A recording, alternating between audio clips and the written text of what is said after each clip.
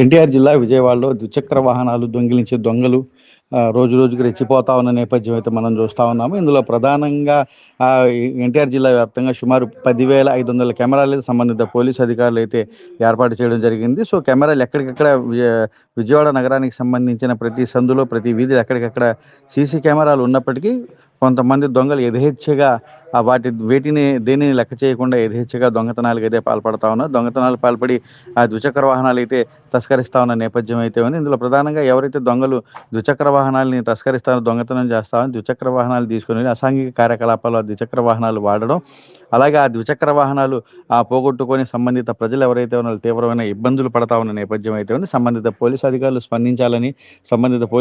స్పందించి ద్విచక్ర వాహన దొంగలు ఎవరైతే ఉన్నారో వాళ్ళని ఖచ్చితంగా వాళ్ళని పట్టుకొని తమకు సంబంధించిన ద్విచక్ర వాహనం రికవరీ చేసి తమ ద్విచక్ర వాహనం తమకు అప్పగించాలని చెప్పి ప్రజలు గగ్గోలు పెడతా ఉన్న నేపథ్యం అయితే ఉంది.